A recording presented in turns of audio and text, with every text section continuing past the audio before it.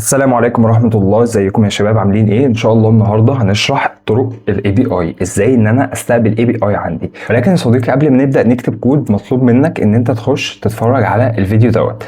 الفيديو دوت هنا مفيش فيه اي كود ولا فيه اي حاجه، مجرد ان انت بتفهم الاي بي اي ده بيشتغل ازاي، الريكوست بيتبعت ازاي، والمواقع بتشتغل ازاي، وطرق المواقع عندي. لان انا عندي طريقتين مواقع، مواقع منفصله ومواقع متصله. طب المواقع المتصله دي بيبقى الباك اند والفرونت اند في مكان واحد، ولكن المواقع المنفصله بيبقى الباك اند في مكان والفرونت اند في مكان، وبيتواصلوا مع بعض من خلال مين؟ من خلال الاي بي اي. وده موضوع درسنا النهارده. تمام. طيب لازم افهم يعني ايه اي بي اي اصلا. اي بي اي يعني ابلكيشن بروجرامينج انترفيس، يعني واجهه التطبيق البرمجي. ده عباره عن لينك بيشيل شويه بيانات الباك اند بيعمله لي، واقدر ان انا استقبل منه بيانات وابعت بيه بيانات من الفرونت اند عندي. استقبل منه بيانات زي لو انا عندي اي كوميرس فبستقبل منه البرودكت، الصوره، التايتل، ده كله. ببعت بيانات زي لما انا باجي اعمل لوجن في موقع، اي موقع لما تخش تعمل عليه لوجن فالبيانات دي، او لما تخش تعمل عليه ريجستر فالبيانات دي بتتبعت في الباك اند في الداتابيز. طب ازاي بتتبعت؟ بتتبعت برضو من خلال الاي بي اي. فالاي بي اي عندي بيستقبل وبيبعت. النهارده هنبدا نعرف طرق الاي بي اي. طيب عندي اكتر من طريقه لان انا استقبل او ابعت الاي بي اي، ومن اساسها واهمها في البدايه حاجه اسمها طريقه اسمها الاكس ام ال اتش تي تي بي ريكويست. الطريقه دي هتبان معقده شويه وصعبه شويه، او هي مش صعبه ولكن ان شاء الله يا صديقي انا هفهمها لك بالظبط. الطريقه دي قبل ما نبدأ احنا ما بقيناش نحتاجها، ولكن لازم انت يكون عندك علم بيها وتفهم ازاي بتشتغل وتطبق عليها. ان شاء الله هنعملها النهاردة. هنعمل طريقة الجيت والبوست، ان انا هستقبل بيانات بجيت وابعت بيانات ببوست، تمام، من خلال الاكس ام ال اتش تي تي بي ريكويست، علشان اقدر بعد كده لما اخش على طريقه الفيتش والاسync والاويت والاكسس. الدنيا هناك سهله جدا جدا جدا، ولكن هنا لازم تعدي الاول بالصعب، ولكن دي مش صعبه قوي ان شاء الله. وخلينا يلا نبدا. انا دلوقتي عندي اول طريقه حاجه اسمها الاكس ام ال اتش تي تي بي ريكويست. الاكس ام ال اتش تي تي بي ريكويست دي طريقه بقدر من خلالها ان انا استقبل الداتا وابعتها. طيب عندي طريقه الاكس ام ال اتش تي تي بي ريكويست دي يعتبر بتبقى اكتر من مرحله. اول حاجه عندي ان انا بعمل المتغير دوت بقول له والله بص هعمل حاجه اسمها XHR. طيب يعني ايه XHR؟ ده اختصار ل XML HTTP request. كلام جميل. بعد كده والله بقول له equal هيساوي مين؟ هيساوي new ل XML HTTP request. XML HTTP request. طيب انا كده عملت هنا ايه؟ انا عشان ابدا بعمل طلب جديد بقول له والله انا عايز ابدا اعمل طلب جديد. دلوقتي انا هنا عملت طلب جديد وحفظته في متغير اسمه ايه؟ اسمه XHR. طيب كلام جميل. بعد كده ببدا ان انا افتح الطلب بتاعي واعمل رابط ليه. يعني ايه؟ باخد المتغير اللي هو جواه الطلب الجديد دوت، اقول له والله انا عندي XHR.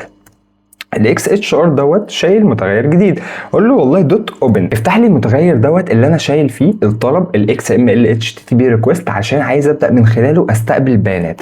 طيب طريقه استقبال البيانات ليها طريقتين، هي طريقه الجيت وطريقه البوست. طيب اول حاجه هنستخدم طريقه الجيت. دلوقتي انا فتحت قوسين للفانكشن بتاعت اوبن، تمام. بعد كده هحط له كوتيشن واقول له والله انا اول حاجه هستقبل بالجيت، تمام. بعد كده هعمل كوما، بعد كده هعمل كوتيشن تاني. الكوتيشن التاني دوت ببدا احط فيه لينك الاي بي اي بتاعي. طيب حد هيقول لي انا دلوقتي عايز اعرف هجيب اي بي اي منين واستخدمها ازاي. الاي بي اي لو جيت دخلت دلوقتي هنا كتبت عندنا لايبراري من ضمن اللايبراريز حاجه اسمها دومي دوت جيسون. هسيب لك اللينك بتاعها برضو في الديسكريبشن بتاع الفيديو بحيث ان انت تبص عليها وتقدر تخش جواها.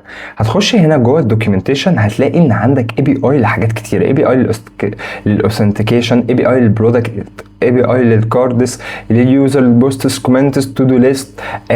كل الحاجات يعتبر اللي احنا محتاجينها موجوده ليها. طيب خلينا نجرب اول حاجه على البرودكت. الاي بي اي ده عباره عن ايه؟ عباره عن لينك بيكون شايل بيانات.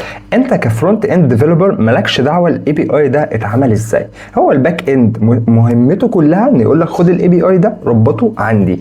انت عايز تعرف معلومات ازيد، انا هنا في الفيديو دوت هتلاقي في فيديو اسمه ما هو الاي بي اي وبيشتغل ازاي، من ضمن البلاي ليست اللي هحط لك فيها اصلا كل الفيديوز بتاعت الاي بي اي، لان انا هقسمهم مراحل وكل مرحله ليها فيديو معين. وده اول فيديو الاكس ام ال اتش تي تي بي ريكوست. طيب نرجع لموضوعنا. انا دلوقتي دخلت على library dummy.json. طيب هل في لايبريز غيرها؟ في فيك ستور اي بي اي، في اكتر من واحده، ولكن دي احسن واحده وهي اللي شغاله حاليا، لان في اكتر من واحده فيها مشكله دلوقتي منهم هو. انا باخد اللينك دوت، تمام. انا دلوقتي هاخد اللينك ده اللي شايل الداتا. طب ايه اللي هيعرفني؟ انا هنا لو جيت فتحت تابة جديدة، دوست اللينك ده حطيته، جيت انتر، هلاقي صدمة. فاهم ايه ده كله يا باشا؟ بس بالراحة كده معايا، ما تتخضش. هتيجي هنا دوس على بريد، هتلاقي ان الموضوع بقى سهل. طيب ده ايه؟ ده array of object، تمام. array كبيرة شايلة الاوبجكتس اللي جواها. الاوبجكت عباره عن ايه؟ عن ان كل واحده ليها اي دي وليها تايتل وليها ديسكريبشن. كل برودكت عندي ليه اي دي وديسكريبشن وكاتيجوري وبرايس وريتنج والايمج وكل حاجه، كلهم جوه الريم اسمه ايه؟ اسمه برودكت. انا عايز ابدا اخد البيانات دي اعرضها عندي في الموقع بتاعي. كلام جميل. قبل ما اخش خطوه ان انا اكتب كود، عايز اوريك حاجه. احنا دي طريقه من ضمن الطرق اللي بنبص عليها على الاي بي اي، ولكن الاي بي اي دوت مجانا، فبالتالي سامح لي ان انا افتحه في اي حته هيجيب لي الداتا. عايزك تحط في حساباتك ان في اي بي اي ليها هيدرز وتوكن. الاي بي اي الصح اللي الباك اند بيعملها لك مش بيعملها لك بالطريقه دي، هو بيعملها لك بحاجه اسمها الهيدر. يعني ايه الهيدر دوت؟ حاجه بتحمي الاي بي اي. هو بيقول لك الهيدر اللي عندك هيبقى كذا وكذا وكذا، بتحطه. هنعرف برضو الكلام ده كمان شويه، ولكن دلوقتي انا لازم ان انا افهم. عندي ابلكيشن اسمه بوست مان. البوست مان دوت لازم ان انت تنزله عندك على الجهاز. بيبدا ان هو يخليك تجرب الاي بي اي. انا طبعا مسطبه. انت بعد ما تسطبه تعمله داونلود هيفتح لك الابلكيشن بالشكل دوت. انا لو جيت هنا اول ما افتح لي الابلكيشن هبدا اعمل نيو، تمام، واقول له انا عايز اعمل طلب HTTP، وهاجي هنا ابص على الطريقه اللي انا عايز استخدمها. انا هنا بستخدم ايه؟ طريقه الجيت اللي انا بستقبل بيها البيانات، تمام. واحط اللينك بتاعي واقول له سند. اول ما اقول له سند على طول هيبدا يبعت لي الداتا بتاعتي هنا وزي الفل. طيب دي خطوه جميله، كلام جميل. هنا في حاجه اسمها الهيدرز. الهيدرز هنا تعالى نخش على اي اي بي اي تاني حقيقي شغال، بيكون فيه شويه هيدرز موجودين. حاجه اسمها الكونتنت تايب والديفايس تايب والاندرويد الفيرجن بتاعه، بتعرفني الفيرجن مثلا لو انا شغال على سيستم موبايل ابلكيشن، ولكن في الفرونت اند او في الويب سايت الموضوع بيكون مختلف شويه. لو جيت هنا مثلا اقفل ده كله، او تعالى هنا هنقفل دوت وهنقفل دوت اهي. تعالى هنا مثلا دي، هنا ده في اي بي اي لحاجات كتير. لو دخلت على افتر هيرو تكست مثلا هلاقي ان الاي بي اي دوت، لو دخلت على الهيدر هبص ان الهيدر ده موجود هيدر بسيط اسمه اكسبت موبايل، اسمه الاكسبت بتاعه application.json. طيب هل انت بتشغل دماغك اصلا الهيدرز دي بتعمل ازاي وايه قصتها؟ لا، انت كفرونت اند الباك اند بيقول لك خد الهيدرز دي حطها عندك عشان الابلكيشن بتاعك يشتغل. طيب كلام جميل.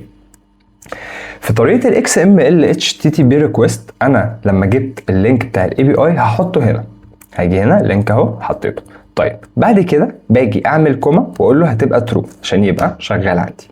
كده انا عملت خطوتين. خطوه ان انا عملت فاريبل جديد حطيت فيه طلب اي بي اي جديد، تمام. بعد كده عملت له اوبن. طيب بعد ما اعمل له اوبن عايز ابعت للسيرفر طلب ان هو يرجع لي الداتا. فوالله بقول لك الاكس اتش ار اللي شال الطلب بتاعي ده هقول له ايه؟ دوت سند.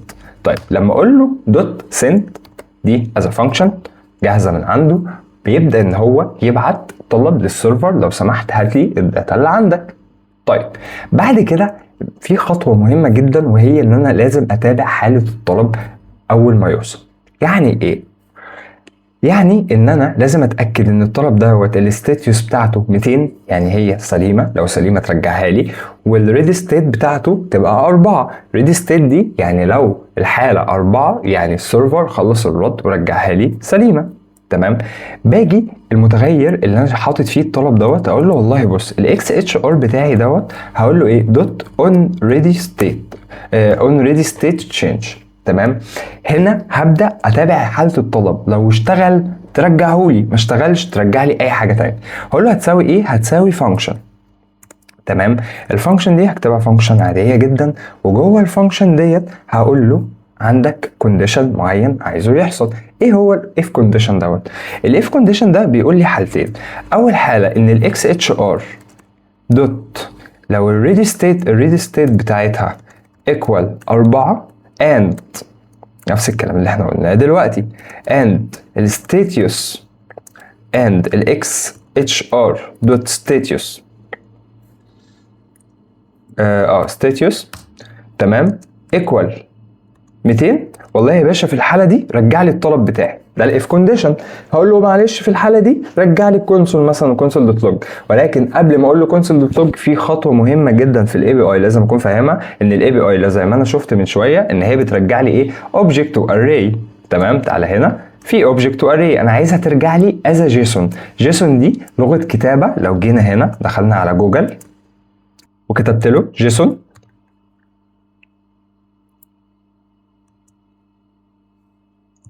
وعملت انتر وجيت دخلت على الصور، هلاقي ان الجيسون دي طريقه كتابه بتتكتب بشكل معين علشان تمام بترجع لي التايتل بالشكل دوت عشان اقدر من خلال الجيسون دي اتعامل مع الكود بتاعي. لان انا في الطريقه المواقع المنفصله غير المتصله ممكن ما احتاجش فيها اي بي اي عشان كل المواقع بيكون جنب بعضه، انما طريقه المواقع المنفصله انا هنا هبدا اخد الداتا دي انادي عليها باسمها من هنا التايتل عشان انادي على التايتل نفسه يظهر عندي من خلال الاي بي اي دوت. بخش جوه الاي بي اي اخد منه الداتا واعرضها. تمام. طيب بعد ما عملت الفانكشن بتاعتي دي وجيت عملت اف كونديشن، هاجي دلوقتي جواها اعمل حاجه جديده. هعمل متغير جديد اسمه ايه؟ اسمه داتا او اي اسم من عندك زي ما انت عايز. داتا. تمام. هيقول له هتساوي ايكوال ايه؟ حاجه جيسون دوت بريس. دي معناها ان انا هحول الاي بي اي بتاعي دوت المتغير ده الاي بي اي اللي جايه لي كلها لطريقه كتابه جيسون عشان اقدر اتعامل معاها في كود ال HTML بتاعي. طيب كلام جميل. هقول له جواها ايه؟ الاي بي اي دي موجوده جوه ايه؟ موجوده جوه الاكس اتش ار. فاقول له والله هترجع لي اكس اتش ار دوت حاجه اسمها ريسبونس تكست عشان اقدر اتعامل مع الجافا سكريبت، فهحولها تاني لمتغير. تمام. فهقول له حاجه ريسبونس دوت ريسبونس تكست. كده انا حولت الاي بي اي بتاعتي واقدر ان انا اعرضها. لو جيت قلت له هنا كونسول دوت لوج للداتا وجيت طلعت في الموقع بتاعي، تعالى هنا احنا هنا ريفرش هو لايف سيرفر اصلا، وفتحت الانسبكت. انا دلوقتي عملت امر طباعه فين؟ جوه الكونسول. هلاقي ان الداتا رجعت لي از اوبجكت. الاوبجكت موجود فيه فعلا الداتا بتاعتي كلها. كلام جميل. طيب لغايه هنا زي الفل. انا جبت الاي بي اي وعملت له الخطوات البسيطه اللي انا عملتها. انا عملت ايه؟ عملت متغير سميته اكس اتش ار وعملت فيه طلب اي بي اي جديد اسمه اكس ام ال اتش تي تي بي ريكويست، وبعد كده قلت له افتح الريكويست دوت وابعت له طلب ان هو يرجع لي الداتا. بعد كده عملت فانكشن حطيت فيها كونديشن اللي هو لو الحاله بتاعته 4 او الاكس اتش ار دوت ستاتيوس 200 يبقى الدنيا سليمه عندي. تعمل لي ايه؟ اعمل لي متغير وحول لي الاي بي اي اللي جايه لي دي من اوبجكت تو اري لمين؟ لجيسون بريس عشان استعمل طريقه كتابه الجيسون. كلام جميل. وطبعت في الكونسول ولغايه هنا زي الفل. طيب حد يقول لي عايزين نطبع في ال HTML، هقول لك ماشي بسيطه. هنعمل هنا دوكيمنت هي اللي بتدخلني فين؟ ال HTML. هقول له دوت بودي. جوه البودي انا عايزك تعمل inner.html يعني تكتب HTML وجوه، وبعد كده هقول له هتساوي البيج تاج دي هتلاقيها في حرف الذال. تمام. وتنزل كده وتيجي جواها. البيج تاج دي انا بكتبها ليه؟ بكتبها عشان هي الوحيده اللي بتسمح لي في الجافا سكريبت ان انا اكتب HTML وجافا سكريبت في نفس المكان. تمام. طيب هاجي هنا اقول له H1 واعمل H1 تاني. تعالى هنا اهو. وهنا انا عايز اول حاجه اقول له التايتل، فهكتب مثلا التايتل بتاعي هيبقى ايه؟ ده تكست عادي انا اللي كاتبه بايدي. تمام. يعني لو طلعت هنا في البادي هتلاقي كلمه تايتل عادي جدا. ماشي. طيب انا عايز ابدا مثلا اطبع تايتل. اول تايتل دوت هقول له والله بص يا باشا انا عندي هنا هكتب الدولار ساين، بعد كده هفتح كيرل براكت وجواها هبدا انادي الداتا بتاعتي اللي انا اتاكدت ان هي موجوده فين في الكونسول دوت لوج ورجعت لي فعلا. طيب الداتا دي هقول له جواها ايه؟ جواها البرودكتس، بعد كده التايتل، لان كل الاوبجكتس اللي عندي جوه اري كبيره اسمه برودكتس. تمام، اقول له والله التايتل دي هات كده البرودكتس دي، هقول له data دوت برودكتس دوت تايتل مثلا اندكس 0. تمام، يعني اول واحد. تعال نبص. تعال نبص، مش هنلاقي اي حاجه ظهرت. طيب هقول لك ليه ده حصل. عشان انا هنا حطيت الاندكس 0 للتايتل، هو هنا اصلا مفيش الا تايتل واحد. انا عايز اندكس 0 مين؟ البرودكتس. انا عايز اجيب التايتل بتاع اول برودكت، فالاندكس 0 دي هشيلها من هنا واقول البرودكتس اندكس 0 هات لي منه التايتل بتاعي، فهلاقي ان التايتل فعلا اشتغل عندي. طيب حد هيقول لي عايزين نعرض حاجه تانية. تعالى مثلا نخش نشوف الايمج اللي عنده انزل تحت كده، في حاجه اسمها سيمبل دي صوره، في حاجه اسمها ايمجز، فانا عايز انادي على الايمجز. طب الايمج بيتعرض في ايه؟ في تاج اسمه ايمج، فهنزل تحت اعمل تاج اسمه ايمج واقول له هنا src وجواها ايكوال. بدل ما كنت بكتب السورس بتاع الصوره، لا انا هنا هقول له دولار ساين، بعد كده هفتح كيرل براكت اقول له والله بص انت عندك انا كل حاجه عندي موجوده فين؟ جوه الداتا. طب الداتا دي فيها ايه؟ البرودكتس. طيب اندكس 0 برضو، اندكس 0 لان انا عايز اول واحد دوت ايه؟ الايمجز، بس كده. فهو جاب لي الصوره بتاعت اول واحد فعلا. كده انا عرضت في ال HTML. طيب متقلقش يا صديقي، احنا هنطبق على موقع كامل في اخر السلسله. تمام، هم ان شاء الله هيكونوا 3 فيديوهات او فيديوهين هيكون فيه شرح الاي بي اي، بعد كده هيكون فيه بروجكت بسيط هنستقبل منه اي بي اي ونبدا ان احنا نعرضها في ال HTML. ولكن انا عايزك دلوقتي تفهم الطريقه، لان ال XML HTTP request طويله شويه. طيب دي طريقه ال XML HTTP request ده في حاله الجيت. طب في حاله لو انا عايز ابعت داتا، لو انا دلوقتي مطلوب مني ان انا استخدم الطريقه دي وابعت له داتا، الموضوع هنا مختلف شويه. انا بعمل ايه؟ انا المفروض ان انا برضو هعمل متغير جديد. تمام، هسميه XHR واقول له هيبقى ايكوال لاوبن، هيبقى ايكوال لنيو XML HTTP request. تمام، بعد كده قوسين بتوعهم وانزل تحت نفس الخطوات برضو، وبرضو هقول له ال XML HTTP request. بص هو نفس السطر ده بالظبط، ماشي.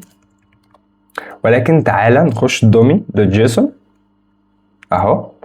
المفروض مثلا نغيرها، مش مفروض يعني نغيرها، نخليها مثلا بوستس. فهاجي اخد البوستس دي، ده اللينك، واحط مكان دي. انا هنا عايز اضيف بوست، مش عايز ان انا استقبل بوست. يعني نفترض ان ده موقع انت مطلوب منك فيه ان انت تعمل اي بي اي ان انت تبعت البوست في الباك اند ويظهر لك في الموقع. تمام، زي فكرة الفيسبوك. ولكن الموضوع هنا مش تفصيليا قوي، احنا هنعمل الفكرة نفسها واوريك دي بتحصل ازاي. تمام، بالنسبة للبوست دي دلوقتي هنستخدم ايه؟ طريقة البوست. في طريقة البوست الموضوع مختلف شوية يا حبيب قلبي. بوست في البوست الموضوع مختلف شويه. يعني ايه مختلف شويه؟ في البوست الباك اند بيكون عامل لك هيدرز معينه لازم تكتبها له علشان تبعت له بيها الداتا اللي انت عايز تبعتها له. دي كده هنا طريقه جديده خالص. تعالى نعمل سطر ونعمل اللي فوق ده كومنت. تعالى اللي فوق ده كله كده خليه كومنت، ماشي، عشان ما نتلخبطش. طيب هقول لك دلوقتي انا عايز اعمل ايه. انا عايز اعمل هيدر. طب الهيدر بتتكتب ازاي؟ هقول له والله بص، شايف الاكس اتش ار اللي انا كتبته دوت اللي هو اكس ام ال اتش تي تي بي ريكويست، هقول له دوت سيت هيدر، حط لي الهيدر بتاعي. اول هيدر نفترض ان هو هيكون كونتنت. طيب وعندي حاجه اسمها ابلكيشن دوت جيسون. طب هات لي الهيدر ده كده، ده المتعارف عليه، بيكون موجود في معظم الاي بي ايز، وحسب الباك اند هو اللي بيديك الهيدر دي، مش انت اللي بتستخدمه. وخلي بالك مش دي الطريقه اللي احنا بنستخدمها دلوقتي، هقول لك كمان شويه الطريقه الاسهل بكتير، ولكن لازم بس تفهم الجزء ده. انا هنا كتبت الهيدر. طب لو في توكن مثلا فبتعمل هيدر تاني خالص زي دوت اهو. تمام، انزل تحت، ده هيدر جديد خالص، نفس الهيدر وكل حاجه. الاوثرايزيشن بتاعه هيبقى برير مثلا، ده التوكن بتاعه مثلا. التوكن ده بيكون عباره عن كود ورمز مشفر كده، تمام، ولكن ده مش حقيقي، دي حاجه، ده امثله. طيب دلوقتي انا عايز اجهز البيانات اللي هبعتها له. بجهزها ازاي؟ هعمل متغير جديد، المتغير ده هسميه بوست داتا، تمام. هقول له هيساوي ايه؟ هيساوي جيسون دوت stringify، ان انا هنا بكتب مش بستقبل، تمام. بعد كده هفتح القوس وافتح البراكت. طيب هاجي مثلا اقول له ان انا عندي التايتل والبودي واليوزر بتاعه اهما هيبقوا بالاسم ده، تمام. انا خدتهم كوبي بيست. تعالى ناخد الجزء ده كده، نعمل ايه؟ نعمل كده، لا مش كده خالص، انا اسف. الجزء ده اهو عشان نتنظمه كده، تمام. طيب هنا بقول له ان انت هتبعت الداتا دي فين؟ جوه الاي بي اي دوت، بحيث ان هي توصل عندي في السيرفر، تمام. طيب هبعتها ازاي؟ انا فوق لما كنت بستقبل بقول له سند، اعمل لي طلب ان انت تجيب لي الداتا، لا انا هنا اقول له اعمل لي طلب تبعت لي مع الداتا. فهقول له برضو الاكس اتش ار دوت سند لمين؟ للبوست داتا، ابعت لي الداتا دي معاك لو سمحت. ولما تتبعت عايز اعمل عليها كونديشن يكتب لي كلمه معينه. طيب هنعمل الكلام ده ازاي؟ انا فوق عملت اف كونديشن، لازم حاجات معينه تحصل عشان يستقبل داتا. انا هنا برضو هعمل اف كونديشن، بس قبل الاف كونديشن هقول له الاكس اتش ار دوت اونريدي ستيت تشينج، وهقول له هتساوي ايه؟ ايكوال فانكشن، تمام. طيب جواها هسيب له اف كونديشن، هقول له الاف كونديشن دوت لو الاكس اتش ار دوت ريدي ستيت ايكوال 4 and الاكس اتش ار دوت ستاتيوس ايكوال 200 201 او 200. لا هنا هستخدم 201 عشان يتعمل لي كرييتد، في حاله ان انا بعمل كرييتد فبتاكد ان هي 201، تمام. طيب هقول له اعمل لي ايه؟ اعمل لي مثلا console دوت log ان جواها مثلا اي كلمه البيانات اتبعتت، تمام. وهاجي اطلع البروجكت بتاعي، افتح الانسبكت، هبص دلوقتي جوه الكونسول هلاقي ان في ايرور حصل معايا. الايرور دوت بيقول لك والله البوست نوت فاوند، انت ما عملتش اد. يعني ايه ما عملتش اد؟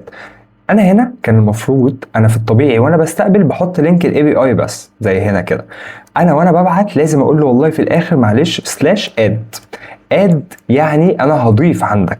فهطلع بره الاقي ان في مسج هتجيلي ان البيانات اتبعتت. طب لو عايز اطبعها برضو هقول له ايه؟ console.log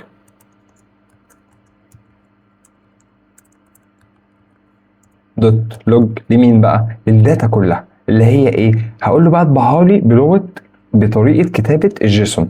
فهقول له هنا جيسون دوت بريس، هتطبع لي مين؟ هتطبع لي الاكس اتش ار دوت ريسبونس تكست، تمام. هيطبع لي دلوقتي الداتا اللي انا دخلتها له عشان ابعتها معاه. دي طريقه الاستقبال، ان انا ازاي استقبل داتا وابعت داتا من خلال XML HTTP request، تمام. ولكن خليني اقول لك يا صديقي ان في طرق اسهل من كده بكتير، وفي الفيديو اللي جاي ان شاء الله هشرح لك طريقه الاسync والاويت، ان انا ازاي استقبل بيهم داتا واجرب عليهم. وبعد كده هنبدا نخش في الاكسس. دي لايبراري بتساعدني ان انا استقبل وابعت داتا بطرق اسهل من دي بكتير جدا، تمام. وخلينا برضو متفقين ان في الرياكت الموضوع مختلف شوية، وبرضو هبقى عامل لك فيديو للرياكت ازاي بنستقبل فيه البيانات بتاعتي. اتمنى تكون فهمت ال XML HTTP request وتطبق عليها وتكون فاهمها، علشان لو ظهرت قدامك تكون فاهم ازاي دي بتشتغل وازاي ان انت تقدر تكتبها. ولكن برضو عايز اقول لك ان الطريقة دي مش بيستخدموها دلوقتي بنستخدم حاجات اسهل بكتير هقولها لك في الفيديوز اللي جاي. وان شاء الله بعد الثلاث فيديوهات دول هيكون في فيديو لبروجكت كامل على اي بي اي نعرض فيه برودكت ونعرض فيه بوستس ونجرب ان احنا نستقبل منه داتا. ولو عجبك الفيديو يا صديقي واستفدت منه ما تنساش تعمل اشتراك في القناة.